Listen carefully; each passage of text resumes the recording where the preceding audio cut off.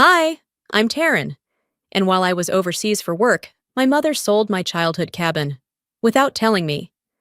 She told people I didn't care, that I'd abandoned it, just like I supposedly abandoned the family. But what she didn't know was that the buyer she so proudly handed the deed to was my husband. The worst part? It wasn't just the betrayal, it was how easily she rewrote me out of the story, out of the family, out of my father's legacy. And now I'm wondering, how many years had she been planning to erase me? I was still half asleep when the customs line started to shuffle forward. The terminal lights were harsh after 12 hours in the air, and my feet ached from a week on the go. Tokyo had been worth it. Design breakthroughs, new contacts. But right now, all I wanted was a hot shower and my own bed in San Diego. I pulled my phone from my carry-on, expecting the usual flight mode flurry of emails, but one alert stopped me cold. Escrow initiated. $285,000, 118 Red Pine Lane, Monterey, CA. The cabin. My fingers clenched around the phone. My chest tightened. That wasn't possible. No one was authorized to sell that place but me. At least, they weren't supposed to be. I moved out of line, heart thudding as I reread the notification. It was real. I clicked into the bank's portal. Escrow status, active. Buyer name, withheld. A document ID code I didn't recognize. I hadn't signed anything. Had I? Did I miss an email while abroad? Did someone forge something? I didn't call my lawyer. I called her. The phone rang twice before her voice, chipper and oddly formal, answered. Well, jet setter. You made it back in one piece? Hi, Mom, I said, careful to keep my tone neutral. I got a bank alert. Escrow's been opened for Red Pine? Oh, that, she said breezily. Yes, I handled it. You were out of the country, and it was just sitting there. I blinked. You sold the cabin? I accepted the offer. It's not done. Paperwork's in process. But yes. You'll thank me later, honey. It was time. You sold it without asking me, I said, sharper than I intended. She laughed, light and dismissive. Oh, come on. It's not like you even use the place. You haven't spent a full weekend there in years. It's wasted potential, Taryn. Someone else will appreciate it. Maybe even fix that hideous wood paneling. That paneling was original. My father's hands had sanded it. I still own it, I said. She tisked. Legally, it's more nuanced than that. You know, estate transitions are tricky. I did what was best for the family. And frankly, for you. For me? I asked. Yes, she said brightly. Now you won't have to worry about maintenance, taxes, any of that. This is me lightening your load. There it was. The tone she always used when dressing up control as kindness. The same voice she used when she canceled my father's memorial luncheon and called it practical. The same tone when she told me I didn't need to speak at his funeral because those events are uncomfortable anyway. I didn't argue. Not then. Thanks for letting me know, I said evenly. Of course. New owners take possession next Friday. Plenty of time to gather your little mementos. Oh, and don't forget the front gate sticks. Might want to fix that before they arrive. I hung up. I didn't drive to my condo. I drove to Monterey. Even in the fading light, I could see her fingerprints. The flower pots were gone. The paint around the doorframe, paint my father had mixed by hand, was a brighter, colder shade. The lights were on. Her car was gone. The door was unlocked. Inside, it felt like walking into a hotel room after checkout. The living room had been stripped. The couch was missing. Curtains gone. The bookshelf where my dad kept his old paperbacks. Empty. I walked into the kitchen, every step louder in the silence. The trash can caught my eye. Something white poked out near the top. I reached in, pulled out a broken frame with shards of glass still clinging to the corners. Inside was a crumpled photo, me and Dad, covered in sawdust, grinning like fools next to the porch we'd just rebuilt. 2003, summer. I flattened it on the counter, smoothing the creases with shaking hands. Not just selling the cabin, she was erasing it. I stepped outside, phone already to my ear. My attorney's voicemail kicked in. James, it's Taryn. She sold the house. Or tried to. We need to talk. Tomorrow. It's started. The porch creaked as I sat down. The sky above the pine trees was bruised purple. I let the air settle around me, the silence thick with ghosts. I remembered my dad handing me the keys the summer before college. Wherever life takes you, he'd said, you'll always have this, a place to return to. I stared at the driveway where her SUV used to park, at the spot where she told the landscapers to rip out the rose bushes he planted for my mother before she became someone else entirely. If she wants to rewrite history, I murmured, voice steady, she picked the wrong chapter. The porch creaked under my weight as I sat there long enough for the fog to rise again.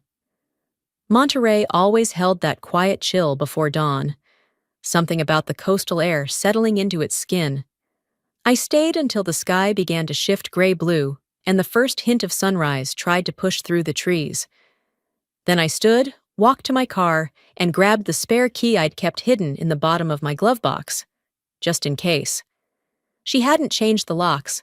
That was almost more insulting. I stepped inside the cabin again, this time with purpose. My phone flashlight cut through the dimness, and what little warmth was left in this place evaporated instantly. The air was hollow, like walking into a showroom, not a home. The hallway was the first punch to the gut. Nails dotted the wooden walls where family photos had once hung, uneven outlines still visible in the faded varnish. My fingers brushed the space where Dad's navy portrait used to be. Gone. No replacements. Not even her usual overdone artwork to fill the void. Room by room, it became clear this wasn't just about selling a house. She'd stripped it of everything personal. Every drawer was emptied, every surface cleared. The books, the old clock that never kept time right, even the little brass turtle paperweight that had sat on the living room shelf since I was 9. All gone. And it wasn't just empty. It was scrubbed. Bleached, almost. As if the place had been professionally sanitized. Not for cleanliness, but for memory. In the corner of the living room, I paused. The fireplace looked different. A faint discoloration near the stone base caught my eye. I knelt, ran my hand over it, and came away with a trace of ash. Not dust. Ash. I stepped outside to the tool shed. It still had that creaky door I always meant to fix. Behind the gardening gloves and rakes, buried beneath a box labeled MISC, I found a plastic garbage bag, half torn open. Inside, remnants of burnt pages, charred edges of scrapbook paper, and a melted photo sleeve. I picked up a fragment and recognized a corner of handwriting, Dad's blocky script. I didn't need to see the rest. I knew exactly what had been destroyed. This wasn't about tidying up for a new owner. This was about erasure. And she did it while I was still on the other side of the world. I stood there for a while in the shed, the morning light beginning to break through the fog outside. My hands didn't shake, not anymore. There was a clarity to the cruelty. She hadn't just removed my things. She had incinerated evidence of our history. By the time I made it back to the house, my phone buzzed. It was Maria Alvarez, our housekeeper growing up. She still helped out from time to time. I saw your car. Her voice came through with a soft lilt. I didn't know you'd be back this early. I just landed, I said. Were you here recently? She hesitated. A few days ago. Your mother. She had me help clear things out. Did she say why? I asked. Maria took a breath. She said the new buyers wanted a clean slate, no distractions. That includes photos? I asked, careful. She told me to take anything that looked outdated, Maria said quietly. At first, I saved what I could. I set a box aside. But when she saw it, she got very upset. Told me no one needed reminders. She made me burn them, Taryn. I froze. She watched you do it? Maria's voice dropped to a whisper. Yes. She stood in the yard with her arms crossed, said, Some things are better forgotten. She watched until it was ash. Silence stretched between us. Not because there was nothing to say, but because nothing made sense. I thanked her, genuinely. Maria didn't deserve the blame. She'd always been caught in the middle of things she didn't sign up for. I asked one last question. Was anything saved? Another pause. There's something I kept, she said. I knew she'd be furious, but I couldn't let it burn. She told me where she hid it. A box tucked beneath the floorboards in the laundry nook. I found it within minutes. Inside was my father's old compass, brass, worn, still etched with his initials on the back. He'd used it during hikes when I was a kid, always said, "You never get lost if you remember where you started." I closed my hand around it and stood facing the tree line behind the cabin. Let her think she got rid of everything. Let her believe she won. Because I had just found the proof that she hadn't. Not entirely. The drive back to San Diego was longer than usual. Not because of traffic, but because my mind was sorting through every moment like a file clerk on overdrive. Every word Maria had said, every look on my mother's face in past conversations, even the subtle silences that used to slip between her compliments. None of it felt benign anymore. By the time I pulled into my garage, the sun was already leaning low over the ocean. I didn't bother unpacking. I headed straight for the hallway closet and unlocked the small document drawer I'd almost forgotten was there. Inside was the thick manila envelope labeled in my own handwriting, Red Pine, Estate Documentation. I sat on the floor of my living room, cross-legged, flipping through every page my father and his lawyer had prepared years ago. Not just the trust, not just the property title, but amendment dates, witness signatures, the details that wouldn't just prove ownership, they'd explain why it mattered who held it. I found it. A notarized addendum my father insisted on adding 6 months before his final surgery. One line, written in his deliberate script. In the event of any dispute, all decisions regarding Red Pine Lodge fall solely under the discretion of Taryn Belmont. I snapped a picture, uploaded it to a new encrypted folder, and labeled it plainly, Backup, Legal Defense. There was no grief in this, just clarity.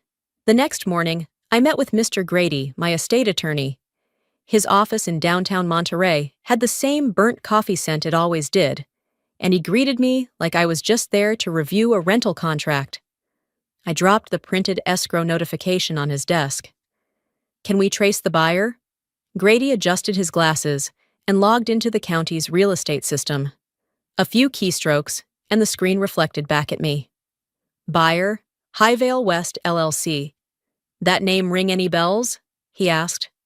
It doesn't, but give me a second, I said, pulling out my phone and opening the Secretary of State's business lookup tool. I typed quickly. Registered address, 458 Helmsworth Tower, floor 12. My eyes narrowed. That building belonged to Leander's firm. Later that night, after dinner, I waited until we'd both settled onto the patio. The breeze was soft. Nothing about the evening gave away what I was about to say. So, I began slowly, Highvale West LLC? He didn't flinch, just took a slow sip of wine and nodded. I didn't want to tell you until I knew you were ready, he said quietly. But yes, I bought the cabin. You bought it? I made sure your mother thought she was selling it to a private investor, one who'd gut it and flip it for profit. She moved fast. She thought she was getting ahead of you. I stared at him, unsure whether to laugh or shake my head. You didn't think I'd let her walk off with it, did you? He added, a wry smile forming. The truth didn't anger me. If anything, it confirmed what I already suspected. I wasn't alone in this, but I also wasn't letting him carry it. The next morning, I returned to Grady's office. He handed me a printout from a separate file he'd pulled up that morning. Your mother took out a bridge loan last March, he said, used Red Pine as collateral. She never asked me, I said, jaw tightening. She didn't list you as co-owner, he added. She claimed full authority through the estate. She never saw it as mine, I said, almost to myself. She saw it as a mistake she was cleaning up. I thanked him and took the documents. On the drive home, I didn't listen to music. I didn't call anyone. I just reviewed every piece of this in my mind, like a chessboard I'd finally memorized. That night, I began organizing files. The photos, the recordings, Maria's statement, the title amendment. I wasn't preparing for war. I was preparing for exposure. My plan wasn't to burn everything down. It was to let the structure collapse on its own. Leander noticed the folders open on my laptop as I highlighted file names and zipped backups. "Planning something?" he asked. "Not court," I said. "Not yet." "Then what?" "I'm going to give her all the rope she wants. I just won't be the one who knots it." He nodded, understanding exactly what I meant without needing another word. We were finishing dishes when my phone vibrated. An email had just come through, subject line bold and bright. Investor Showcase, celebrating the rebirth of Red Pine Lodge. This Saturday at 3 p.m. I opened it. Invitation attached, full color. My mother smiling beside mock-up renderings of my father's cabin. The words Vision, Restoration, Legacy across the top. She wanted applause. Let her have a stage. I closed the email without saying a word and set my phone down beside the sink. The dishes were still half done, but suddenly my appetite for normalcy vanished. She was always good at flipping the narrative, but this was a full production. A grand unveiling of her fiction wrapped in canapés and wine glasses. 2 days later, I stood across the street from her house in Monterey, the same house I grew up in. From the outside, it looked as perfect as ever. White trim, manicured lawn, a seasonal wreath on the door. A line of BMWs and Teslas stretched down the block. The driveway overflowed with chatter from realtors, donors, and her carefully curated guest list. I didn't see a single car with a dent. Even her audience was filtered. Inside, everything was timed. Vera Langford's events always were. I was let in by a college-aged intern in a blazer far too tight, holding a clipboard and asking for affiliation. I smiled and gave her my name. The girl blinked. "Oh, you're—" "I know," I said, stepping past her. The foyer was full of smiling faces and polite nods. Most of them I hadn't seen in years. Neighbors, board members, that couple who used to host the church Christmas party but hadn't invited me since Dad died. A projector screen dominated the living room wall. The rebirth of Red Pine was printed in cursive on every sign and cocktail napkin. Vera floated through the crowd like a swan in pearls, laughing just loud enough to signal comfort. She greeted everyone with air kisses and firm hands on shoulders. When our eyes finally met, she tilted her head in surprise. "Taryn," she said, smoothing the fabric of her blouse. "You came." "Wouldn't miss it," I replied. She didn't hug me. She didn't need to. She gestured toward the front of the room, where a slideshow was about to begin. "Let me show everyone what a little vision can do." I moved to the back of the room, quietly slipping out my phone and switching the video to record. The lights dimmed and the first slide came up. A photo of the cabin's porch. Before. It had been deliberately desaturated, made to look like a crime scene in grayscale. "This is what we started with." Vera's voice floated above the room. "Tired, neglected, abandoned." Abandoned. The word echoed louder than she'd said it. Slide after slide followed.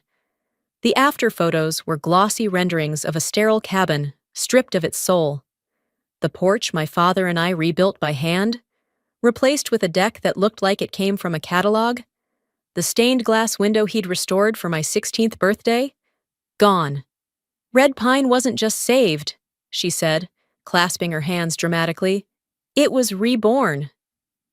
Applause. Soft, classy, perfectly timed. I didn't clap. I tapped my phone screen once to mark the recording. Halfway through her speech, I noticed movement to my right. My nephew, Owen, was standing beside me, fidgeting with the edge of a napkin. "Hey, bud," I said, kneeling a little. "You remember me?" He blinked. "Grandma said you don't like being here." "She did?" She said you moved far away because you didn't want to be part of the family stuff. I smiled gently. Well, sometimes grown-ups say things that aren't quite right. She also said the house was hers. I paused. Did she? He nodded and leaned in closer. But I thought Grandpa gave it to you. He told me once. I tousled his hair and whispered, You've got a good memory, kid. He ran off when someone called his name, and I turned my phone camera toward the screen again. But this time, I wasn't just documenting. I was calculating. I made a mental note of every guest who clapped the loudest, the ones who lingered near the stage, the woman who whispered, remarkable, when Vera mentioned funding it all herself. By the end of the night, I'd asked a distant family friend, Janice from my dad's side, for a copy of the slideshow. For nostalgia, I said. She emailed it before she even left the driveway. As the party thinned out, I found myself near the valet station. The air was cooler now, and most guests had left or retreated indoors.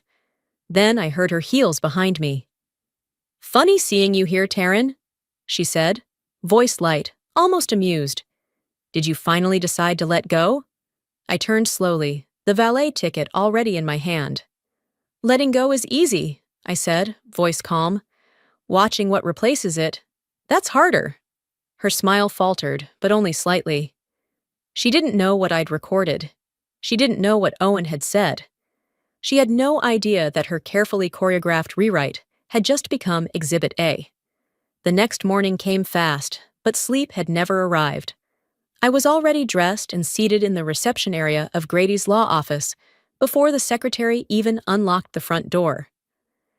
She looked surprised to see me, but I gave her a quick smile and gestured to my file folder. Coffee's brewing, she said kindly. He'll be in any minute. I didn't need coffee. I needed confirmation. Grady's office was warm, lined with books and heavy wooden furniture that smelled like dust in law school. He greeted me with his usual calm, but studied me for a beat longer than usual. You got the slideshow I forwarded? I asked, setting my file on his desk. I did. And the full public escrow docs just updated this morning. I thought you might want to see this, he said, sliding a new stack toward me.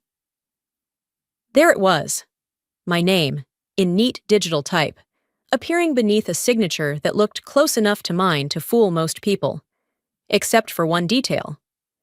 That, Grady said, tapping the page, is a reused authorization form. She pulled it from a billing document you signed back in 2021. Utility setup. I leaned back slowly.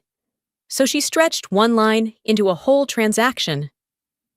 She repurposed your consent for power and internet into legal approval to sell real estate. My voice came out low. That's not forgery. That's strategic fraud. Which is still fraud, he said gently. It also means we can move, if you want to. I wasn't ready to blow the lid yet. Not here. Not now. Instead, I drove downtown to the design showroom Vera had worked with during her renovations. I didn't call ahead. I walked in mid-morning, greeting the woman at the front desk like we were old acquaintances. She offered me sparkling water and gave me a quick tour of the small curated gallery. Halfway through, I saw it. A framed letter on the wall.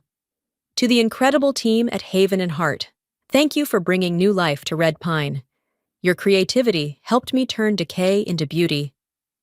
Vera Langford. The letter was printed on their blog last week. I'd seen it, but seeing it framed, that was new. Near the reception counter sat a low stack of invoices, half tucked into a branded folder. I flipped through gently, feigning interest. And there it was. An invoice from 2 years ago. Red Pine prep work. Total $8,400. Billed to Langford Project. I held the page to the light. There, faint but visible in the digital watermark, was my company name, Belmont and Birch. I hadn't realized she'd used my accounts to fund her campaign. I had forgotten that I'd paid for the early inspections, the demo permits, the landscape consultant, because she told me they were temporary assessments. Nothing permanent. I flagged down the showroom manager, a cheerful woman in her 50s with a bob cut and wine-colored glasses. Quick question, I said. Did Vera ever mention where the funding came from? She smiled, leaned in. She said it was a gift, from her daughter, a surprise. I smiled back. That's sweet. Must be nice to get that kind of generosity. She laughed. Tell me about it. We never even met her. I left 10 minutes later, calm and quiet. Once inside my car, I opened my voice memo app and began speaking as I drove. She didn't just forge my name, she forged my intent. She painted over every trace of my involvement with a single narrative and had the gall to hang it on a wall. When I got home, I forwarded the invoices and photos to Grady with the subject, Exhibit B. Then I uploaded copies to a private drive labeled Red Pine Truth, a folder that was growing by the hour. That evening, as I sipped tea and stared out the window, I composed a short, precise email. Subject: Use of identity and intellectual property. Body: Effective immediately, I request the removal of all public-facing materials that reference my name, business, or implied contributions. You have 48 hours to comply before I pursue formal action. No threats, no emotion, just legal bones. She didn't respond.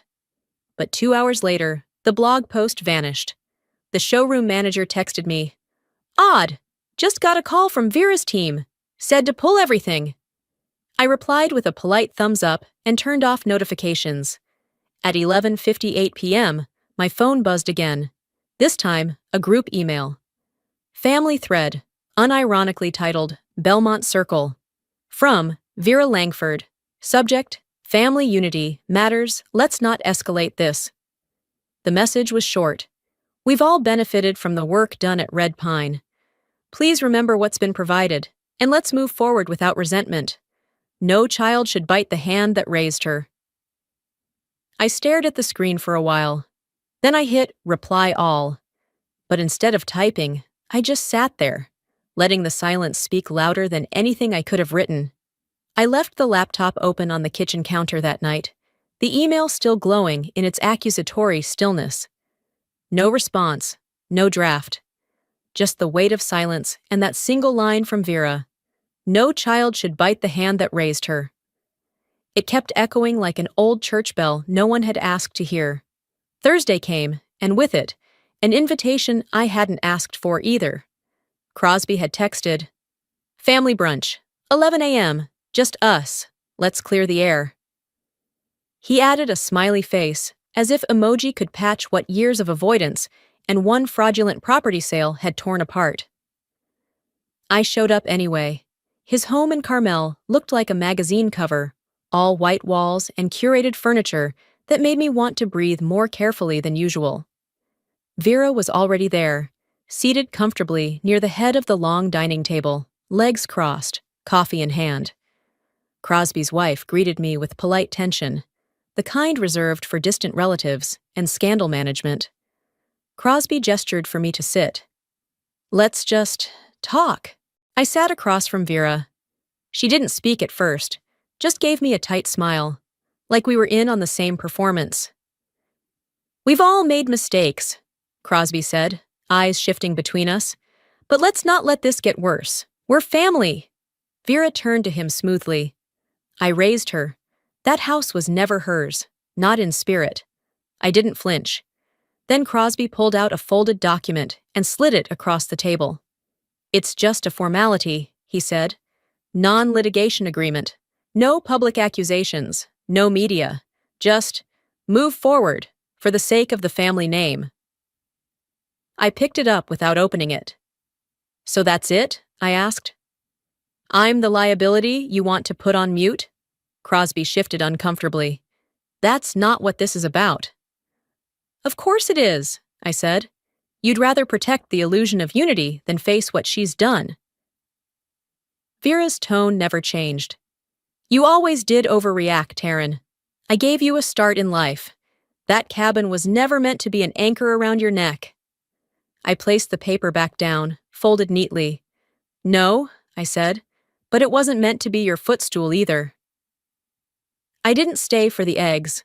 Back at home, I found Leander on the patio, going through some files for work. I sat beside him and pulled the document from my bag, dropped it onto the table between us. "They want quiet," I said. He scanned it, then chuckled. "No, they want obedience." He walked inside, returned with a manila folder, and handed it to me. I opened it to see transcripts, verbatim quotes from Vera, taken during escrow calls. He'd redacted names but left her words intact. "She talks too much when she thinks she's already won," he said. "She built her family tree out of illusions," I murmured, reading the highlighted lines. "I'm pruning it." That night, I emailed my attorney. We issued a formal counterclaim intent. No theatrics, just paperwork, time-stamped and precise. Then I renamed the private folder I'd been building for weeks, Red Pine Reclamation. The next morning, Vera replied, "No pleasantries, just one line. If you go forward with this, you are no longer my daughter." I read it twice. The line didn't sting the way she probably meant it to. I printed it, slid it into a folder labeled Freedom, and placed it beside the rest of the documentation. It belonged there now. That night, long after Leander had gone to bed, my phone buzzed with a voicemail from the escrow lawyer. "Taryn," his voice said, formal but tight. "We have a problem. Mrs. Langford tried to access sealed contract files tied to the sale. Her credentials didn't authorize her for that level of access. The buyer, your LLC, is requesting legal review." I leaned back in my chair and stared out the window. She pushed too far. Now the paper she forged might bury her. By mid-morning Friday, I was back in Grady's office. I didn't even take off my coat. He was already on the phone when I walked in, his expression unreadable, the kind he used when news came in and he hadn't decided whether to soften it for me or not. He hung up, stood, and motioned toward a chair. "She's suing you," he said plainly. "Libel and harassment. Filed this morning. Her lawyer served us the documents about an hour ago." My first instinct wasn't surprise. It was silence. "She's throwing the first punch in public now," I said. He nodded. "That's how it's structured. Her argument is that you've spread misinformation, damaged her reputation, and weaponized private documents." I let out a breath. "She thinks the truth is slander?" "She's betting on public fatigue, that the longer it goes, the more it looks like a family squabble." "And your advice?" Grady leaned forward. "Don't hand her the shovel. Stay quiet. Let the case expose itself." I left the office without speaking again. I needed air, not answers. Back at home, I tried to distract myself with emails, invoices, anything unrelated. I opened an old Gmail account I hadn't used in years, linked to a financial platform I used for a brief consulting stint. One unread notification caught my eye. "Welcome to Legacy Investors' Wealth Account." It was dated 3 weeks ago. I clicked through the details. Taryn Belmont, address listed as my parents' old place, my birth date, the last 4 digits of my social security number. There was a line for voice verification, marked complete. I called the platform's fraud division immediately. The agent was efficient, but too calm. "We can confirm the account is under review. You didn't authorize this?" "No. Someone verified it via voice." "A woman?" Pause. "Yes." I stared out my window, knuckles white against the mug in my hand. When Leander got home that evening, I told him everything. "She's not just desperate," he said. "She's gone criminal." "It's not even about money," I replied. "She's not stealing. She's constructing something, building an alternate version of me." He rubbed his jaw. "She's rewriting who you are on paper so she can justify who you aren't in real life." That night, I started compiling a list of every email where she used my name to speak on my behalf, invoices she'd paid with my company card before changing the billing address, screenshots of her blog posts, thanks to my daughter's generosity, all while suing me for character damage. I labeled the folder Red Pine Reclamation, Phase Type 2. My silence used to protect her. Now it only enabled her. Around 8 p.m., Crosby called. "Taryn, listen," he started, his voice strained. I stayed silent. "She's really upset," he said. "She's saying you're attacking her in public, trying to ruin her." "I haven't said a word to the press," I answered calmly. "Well, maybe not the press, but people talk, and she says you're escalating." "I'm documenting," I said. "That's different." "She's scared." "No," I corrected. "She's exposed." There was a pause. "I just don't want this to tear the family apart," he said quietly. I hung up without saying another word. Later that night, I opened the file, double-checked the organization. Everything was there, clean, timed, unarguable. And just as I was shutting down for the night, an email came in. No subject, no signature. Sent from a burner address. "You should be careful what you dig up," it read. "You might not like what your father left behind." I stared at the screen for a long time. But I already know. And that's what makes me dangerous. By the time Monday morning arrived, I wasn't nervous anymore. I'd worn through panic and outrage somewhere between printing my 6th affidavit and organizing audio files by timestamp. Now there was only clarity. Stillness, like a surgeon before the first incision. The conflict hearing was scheduled for 10 a.m. in a conference suite above the escrow office. It had been requested by the third-party legal rep, a neutral mediator tasked with preventing transaction fraud. I arrived 10 minutes early, documents in hand, dressed like I was going to a funeral. Maybe I was. Vera entered at 10:01 on the dot. Her attorney, a tall man with a voice built for commercials, accompanied her. She wore a pale cream blazer, pearl earrings, and a smile so polished it felt laminated. She looked across the room at me and said nothing. I returned the favor. The mediator called us to order and reviewed the issue. Conflicting signatures, potential identity misuse, a sudden spike in escrow-related access violations. He turned toward Vera. "We've reached the stage where the buyer's identity must be disclosed to ensure no conflict of interest. Ms. Langford, please confirm your awareness of the purchasing party."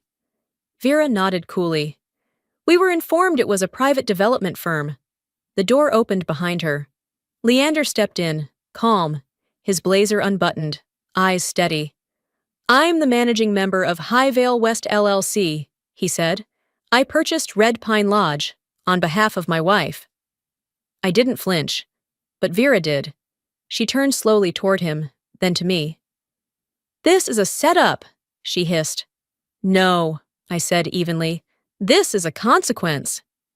The mediator asked if there were any conflicts of interest previously undisclosed.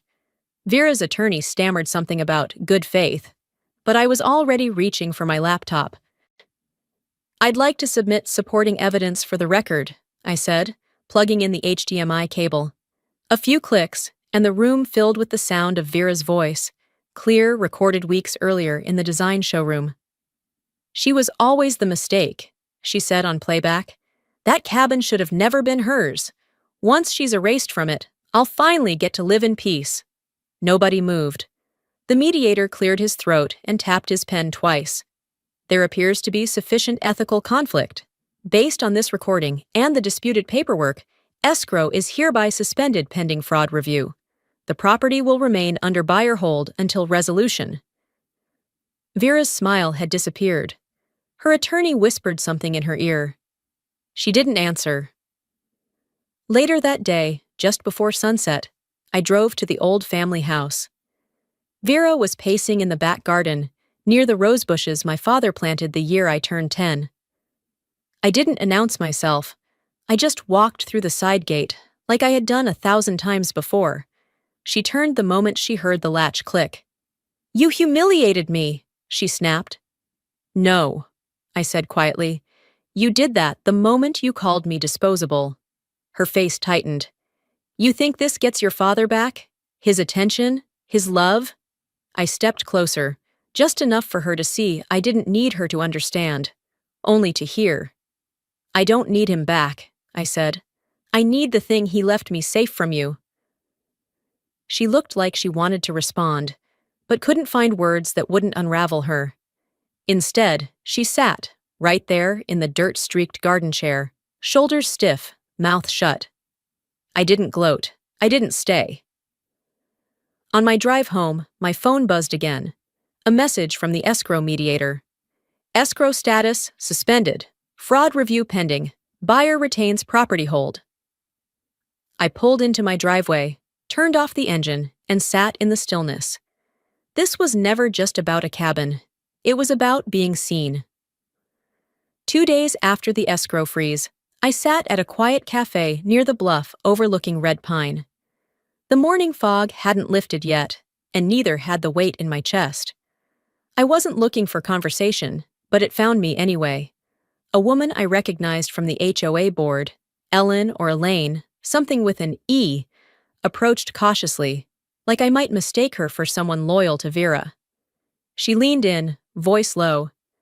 That recording at the hearing, people are talking, not just neighbors, donors, sponsors. It's rippling. I nodded once. Some are backing out of the community auction, she added. Your mother's name has been quietly removed from the program. I met her gaze. I didn't do it for applause, I said. I did it so I wouldn't have to explain myself again. She offered a quick, tight smile. You shouldn't have had to. When she walked away, I finished my coffee in silence, watching the fog dissolve.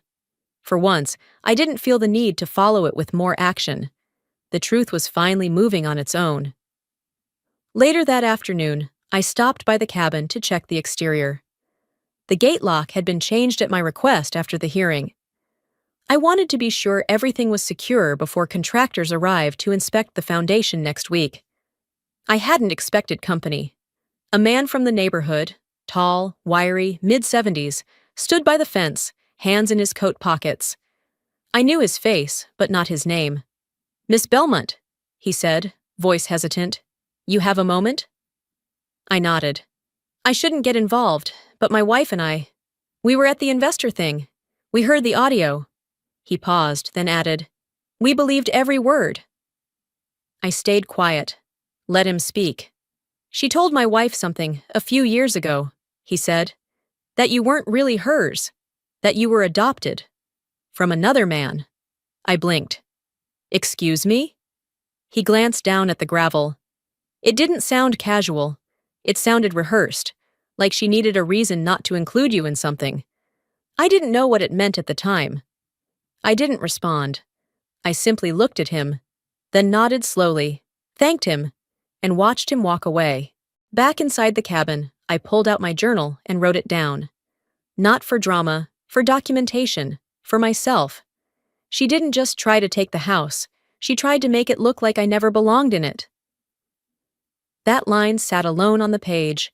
That evening, back home, I opened the neighborhood forum page for the Monterey Estates community group. A new thread had popped up. Anonymous, but the writing was familiar. If someone could do this to her own daughter, what's stopping her from mismanaging our community's accounts? Replies poured in, some skeptical, others bluntly critical.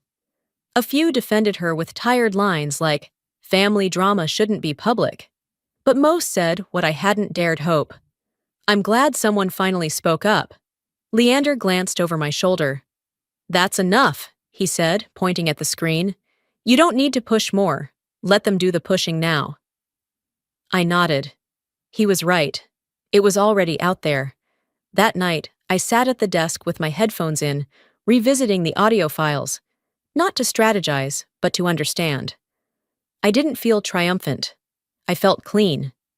I clicked on the folder labeled Legacy and opened the oldest voice memo. My father's voice, grainy, recorded on a road trip years ago, floated through the speakers. He was singing along to some old Van Morrison tune, badly off key. I didn't cry. I just listened. Then I opened my contacts, scrolled to Vera Langford, and pressed delete. Final step. Emotional release.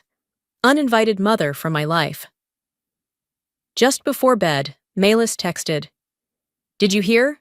Grandma's pulling her name from the neighborhood legacy fund. Says she's being erased. I stared at the message for a minute. I typed, She erased herself. Deleted it. Typed again. No one erased her, she just ran out of ink. Sent.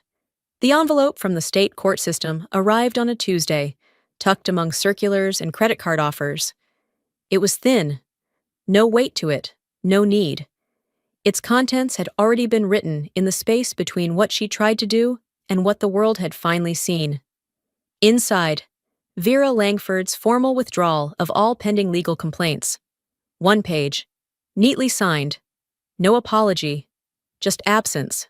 I held it between my fingers for a moment, then placed it on the kitchen counter beside the compass and the now-dried lilies. No court ruling, I whispered, could have said what that silence just did.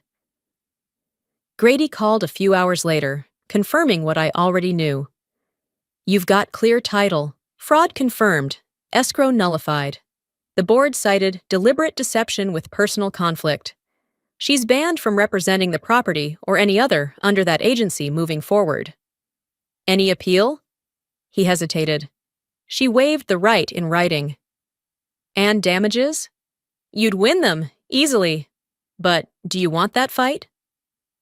I thought about it, really thought about it, then said, No, I already won. That afternoon, a courier buzzed the door. Large bouquet, white lilies, red roses. The note was unsigned but familiar. You win, enjoy your ruins. V. I didn't react. I untied the ribbon, pulled the bouquet apart gently. The lilies were still fragrant, still full of light. I kept those. The roses, velvety, dark, dramatic. I dropped into the trash without hesitation. Drama belonged there. The lilies went into a mason jar beside my father's compass, his initials still etched into the back. I adjusted the stems and stepped away. Later that week, I attended a local women's advocacy event, something I'd RSVP'd 2 weeks ago before everything exploded. I wasn't there to speak, just to listen. But word had spread, quietly, carefully. 3 women approached me separately, between sessions. Each had their own version of Vera. Different names, different lies, same bruises beneath the skin. You said it out loud, one whispered. I didn't say anything, I replied. I just stopped pretending. Another offered a hug, soft and unassuming. I let her. During a breakout group, someone asked what justice looks like after family betrayal. I didn't plan to speak, but the silence pulled me forward. Sometimes justice isn't loud, I said. It's just quiet enough for truth to finally echo. A few people nodded. One woman wiped her eye. Then we moved on. The next day, Malis texted again. She's out of the legacy fund. Her name's been pulled. I didn't ask who made the decision. I didn't need to. She says she's being canceled, Malis added. My reply came quickly. She canceled herself. But I deleted it. Typed again. That's what happens when your only currency is control. I hit send and went on with my day. That night, as I sat on the porch, the breeze coming in cool over the city lights, I let myself breathe. Not as a defense, but as release. The phone chimed again. Another envelope was on the way. But this one, this final one, didn't need to carry weight. It would confirm what I already knew, that now the noise was gone. I could finally hear what healing sounded like. The envelope arrived 3 days later. Not with a thud, not with fanfare, just quietly slipped into my mailbox like any other folded bill or neighborhood flyer. I didn't rush to open it. I let it sit on the entryway table while I made tea, while I watered the succulents by the window, while the cat slept across my laptop keyboard like she owned the place. By the time I finally opened it, I already knew what was inside. Confirmation of closure, written in bureaucratic language. Vera Langford's final legal withdrawal. Nothing left pending. No appeals. No fine print. But what moved me more was what came in the same delivery. A handwritten card postmarked from Malis. The envelope was pale blue, the handwriting unmistakably hers. Slanted, neat, a little loop on every Y.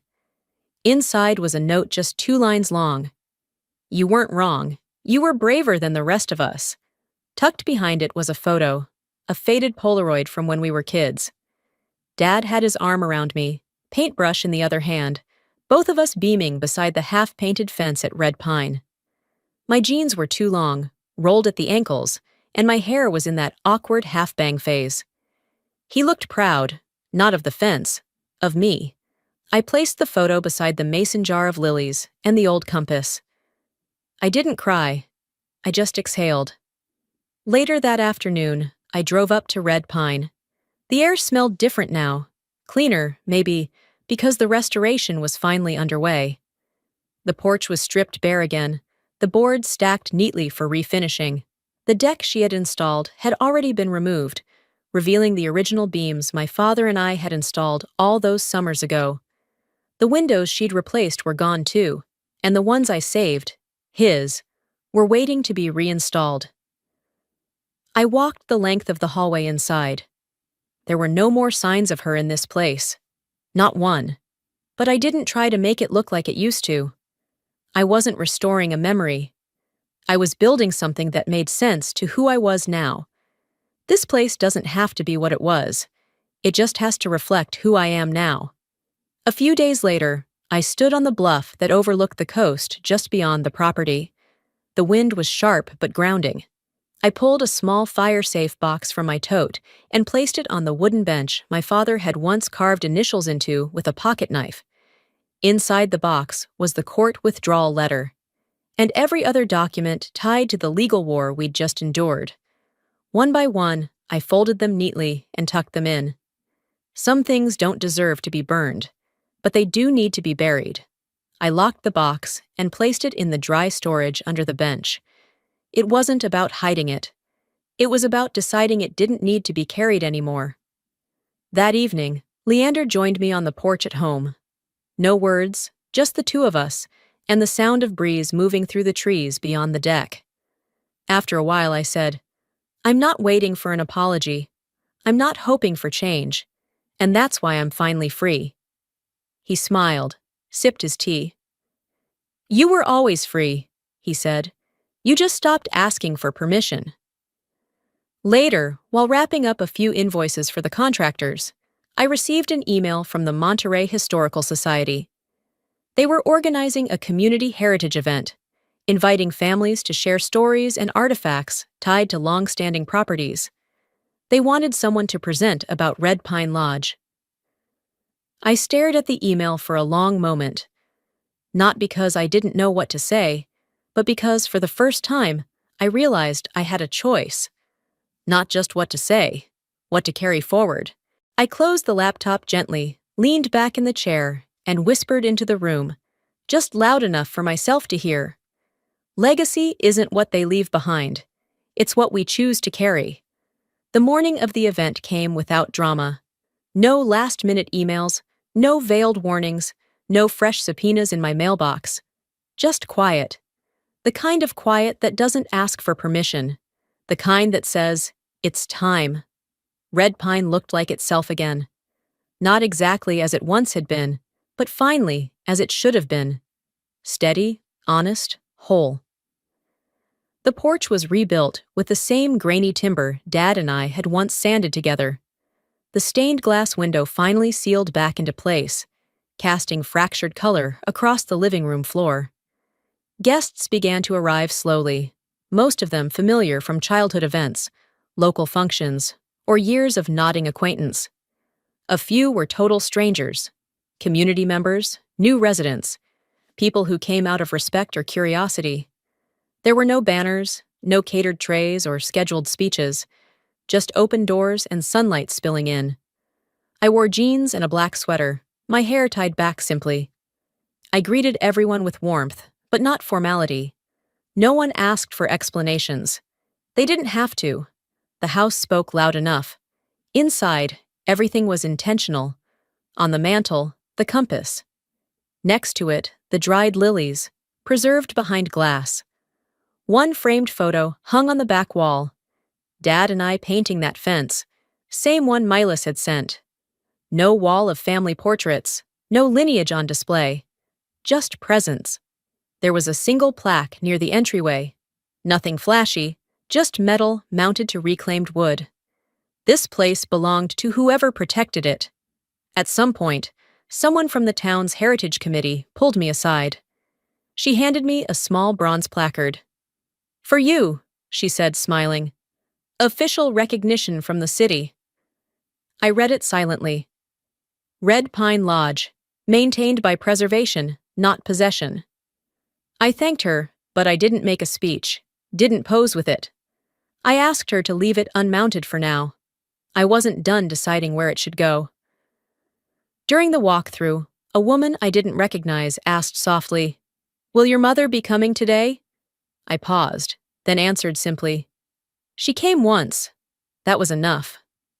No need to elaborate. After everyone left, I stayed. Cleaned up empty cups, folded guest cards, wiped down counters.